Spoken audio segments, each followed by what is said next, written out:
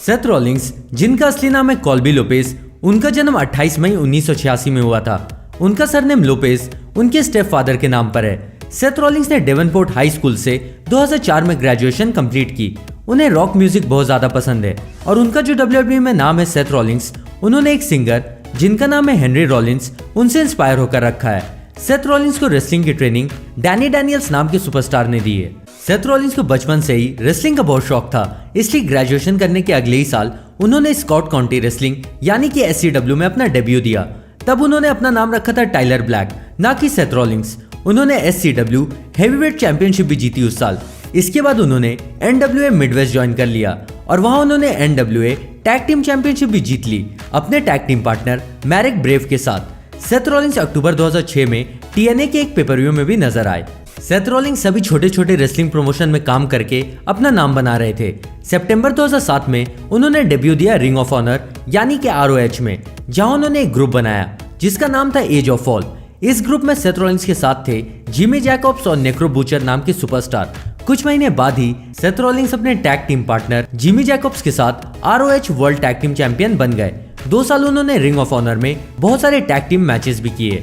साल 2010 में Seth Rollins Ring of Honor के वर्ल्ड चैंपियन बन गए और 8 अगस्त 2010 को सेथ रॉलिंग्स ने डेवलपमेंटल कॉन्ट्रैक्ट साइन किया WWE के साथ और उन्हें ट्रेनिंग लेने के लिए फ्लोरिडा चैंपियनशिप रेसलिंग यानी कि FCW में भेज दिया गया।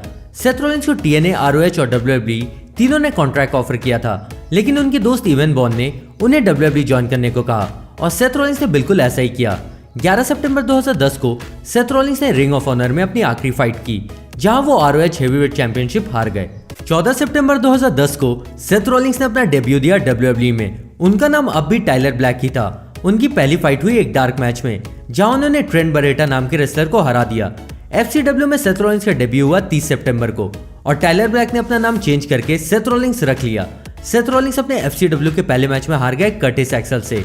13 जनवरी 2011 को सेथ रॉलिंग्स हुनिको को हराकर पहले FCW चैंपियन बने और 25 मार्च को सेथ रॉलिंग्स ने रिची स्टीमबोट के साथ टीम अप करके FCW टैग टीम चैंपियनशिप भी जीत ली। FCW में सेथ रॉलिंग्स का फ्यूड कुछ समय तक डीन एम्ब्रोस के साथ भी चला और यहाँ उन्होंने रोमन रेक्स से भी 1-2 बार फाइट किया। साल 2012 में FCW को WWE ने चेंज करके NXT बना दिया और सेथ रॉलिंग्स के NXT में डेब्यू हुआ 27 जून 2012 में, जहां उन्होंने जीरो नाम के रेसलर को हराया। 29 अगस्त को सेथ रॉलिंग्स जिंदल महल को हराकर पहले NXT चैंपियन बन गए, लेकिन सेथ रॉलिंग्स अपना टाइटल बिगी लैंगस्टन से कुछ समय बाद ही हार गए और NXT में उनका आखिरी मैच कोरी ग्रेव्स के साथ हुआ, जिसमें सेथ रॉलिंग्स ने कोरी ग्रेव्स को हरा दिया। सेथ रॉलिंग्स पहली बार WWE में नजर आए 18 नवंबर 2012 को सर्वाइवर सीरीज पेपरव्यू में डीन एम्ब्रोस और रोमन रेक्स के साथ। इस पेपरव्यू में इन तीनों ने मिलकर अटैक कर दिया रायबैक और जॉन सीना पर, जिसका फायदा उठाकर CM पंक ने रिटेन कर ली अपनी WWE चैंपियनशिप। किसी को नहीं समझ में आया कि ये तीनों कौन थे, लेकिन अगले दिन रॉ में इन्होंने खुद को द शील्ड नाम से इंट्रोड्यूस किया और बताया कि इन लोगों ने कसम खाई है हर इनजस्टिस का जवाब देने की। सेथ रॉलिंग्स का WWE में पहला मैच हुआ 16 दिसंबर 2012 को TLC पेपरव्यू में। सेथ रॉलिंग्स ने इस पेपरव्यू में 6 man tag team tables ladders and chairs match में कम्पीट किया और अपने डेब्यू मैच में ही शील्ड ने हरा दिया केन, डैनियल ब्रायन और रायबैक को। सेथ रॉलिंग्स ने WWE में अपनी पहली चैंपियनशिप जीती 19 मई 2013 को। रोमन रेक्स के साथ टीम अप करके एक्सट्रीम रूल्स पेपरव्यू में उन्होंने टैग टीम चैंपियनशिप जीत ली। शील्ड फिर एक के बाद एक मैचेस जीतते रहे और वो हील कैरेक्टर से कब फेस बन गए किसी को पता ही नहीं चला। शील्ड सब फैंस का दिल भी जीतने लगे और इसी दौरान सेथ रॉलिंग्स ने साल 2014 के रॉयल रंबल में एंट्री की, लेकिन वो इस साल रॉयल रंबल नहीं जीत पाए क्योंकि उन्हें रोमन रेक्स ने एलिमिनेट कर दिया। लेकिन फिर भी सबको समझ आ गया था कि डीन एम्ब्रोस और रोमन रेक्स की ही तरह सेथ रॉलिंग्स भी बहुत बड़े सुपरस्टार बनने वाले हैं। शील्ड एक के बाद एक मैचेस तो जीत ही रहे थे, इसके साथ साथ वो फैंस का दिल भी जीत रहे थे। लेकिन साल 2014 के जून महीने में सेथ रॉलिंग्स फिर से हील टर्न हो गए और उन्होंने अटैक कर दिया रोमन रेक्स और डीन एम्ब्रोस पर और शील्ड टूट गई और सेथ रॉलिंग्स का WWE में सिंगल्स करियर शुरू हो गया। सेथ रॉलिंग्स अब WWE के CEO ट्रिपल एच के लिए काम करने लगे और उन्होंने अथॉरिटी को ज्वाइन कर लिया। सेथ रॉलिंग्स ने अपने हील टर्न होने का कारण ये बताया कि वो अथॉरिटी की मदद के बिना WWE में कामयाब नहीं हो सकते थे, इसलिए उन्होंने डीन एम्ब्रोस और रोमन रेक्स को धोखा दिया। 29 जून 2014 को सेथ रॉलिंग्स ने money in the bank ladder match में कम्पीट किया और इस मैच में वो जीत गए और अब उनके पास money in the bank contract आ गया, जिसे वो कैश इन करके कभी भी WWE चैंपियन को चैलेंज कर सकते थे। साल 2014 में सेथ रॉलिंग्स ने अपना money in the bank contract cash in नहीं किया और देखते देखते साल 2015 का रेसलमेनिया भी आ गया। रेसलमेनिया 31 में सेथ रॉलिंस का सिंगल्स मैच हुआ रैंडी ऑर्टन के साथ, जिसमें सेथ रॉलिंस हार गए, लेकिन सेथ रॉलिंस का रेसलमेनिया मोमेंट उन्हें मिलना अभी बाकी था। उसी रात सेथ रॉलिंस ने अपना money in the bank contract cash in कर लिया रोमन रेक्स और ब्रॉक लेसनर के मैच में, और सेथ रॉलिंस ने अपनी पहली WWE वर्ल्ड हेवीवेट चैंपियनशिप जीत ली। इसके कुछ महीने के बाद सेथ रॉलिंस का फ्यूड शुरू हुआ जॉन सीना से, और समरस्लैम 2015 में सेथ रॉलिंस का मैच हुआ जॉन सीना के साथ। इस मैच में सेथ रॉलिंस की WWE चैंपियनशिप और जॉन सीना की यूनाइटेड स्टेट्स चैंपियनशिप लाइन पे थी। इस मैच में जॉन स्टुअर्ट के इंटरफेरेंस की वजह से सेथ रॉलिंस जीत गए, और वो पहले ऐसे सुपरस्टार बने जिन्होंने WWE वर्ल्ड हेवीवेट चैंपियनशिप के साथ यूनाइटेड स्टेट्स चैंपियनशिप भी जीती। 4 नवंबर 2015 को एक लाइव इवेंट के दौरान सेथ रॉलिंस का घुटना सच में इंजर्ड हो गया और उन्हें तुरंत ही सर्जरी करवाने जाना पड़ा। उनकी इंजरी की वजह से उन्हें 6 से 9 महीने तक WWE से दूर रहना पड़ता, इसलिए उन्हें ना चाहते हुए भी वैकेंट करनी पड़ी WWE वर्ल्ड हेवीवेट चैंपियनशिप। इस तरह सेथ रॉलिंस का 220 दिन का टाइटल रेन खत्म हुआ। उसी साल 21 दिसंबर को सेथ रॉलिंस को स्लैमी अवार्ड दिया WWE ने सुपरस्टार ऑफ द ईयर होने के लिए। 22 मई 2016 को सेथ रॉलिंस रिटर्न आ गए और उन्होंने अटैक कर दिया रोमन रेक्स पर। सेथ रॉलिंस रिटर्न आने के बाद फेस बन गए और उन्होंने अपने बाल का कलर चेंज करके पूरा ब्लैक कर लिया।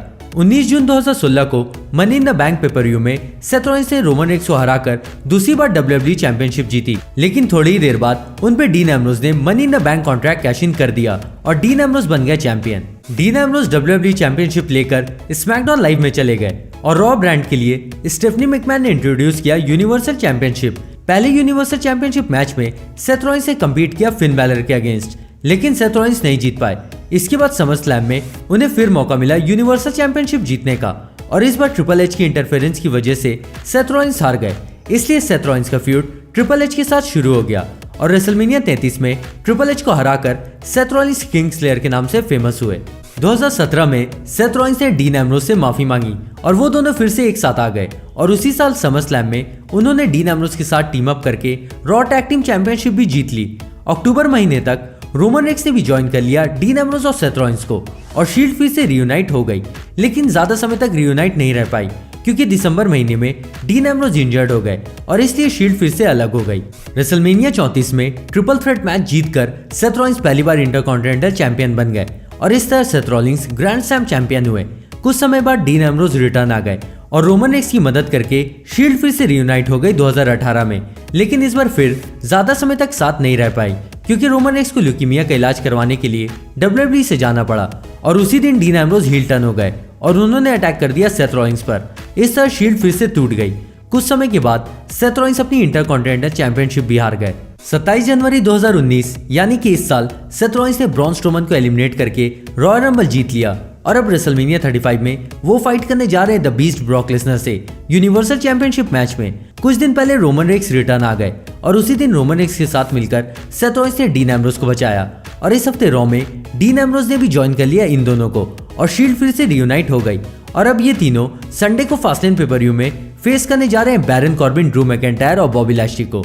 सेथ रॉलिंस की गर्लफ्रेंड थी सारा, लेकिन अभी कुछ दिन पहले ही उनका ब्रेकअप हो गया। सेथ रॉलिंस WWE के गेम 2K18 के कवर सुपरस्टार भी रह चुके हैं, और सेथ रॉलिंस को खुद गेम्स खेलना बहुत ज्यादा पसंद है, और 2018 में सेथ रॉलिंस की WWE में सालाना इनकम रही $3 मिलियन, जो कि इंडियन रुपीस में होते हैं 21 करोड़ 2,41,500 रुपए। तो दोस्तों ये थी सेथ रॉलिंस की अब तक की पूरी लाइफ स्टोरी। अगर आपको ये वीडियो पसंद आई तो इसे लाइक जरूर करिएगा, और कमेंट से मुझे ये बताइए कि सेथ रॉलिंस रेसलमेनिया 35 में ब्रॉक लेसनर को हरा पाएंगे या नहीं, और ये भी बताएं कि अगली लाइफ स्टोरी आप किस WWE सुपरस्टार की सुनना पसंद करोगे।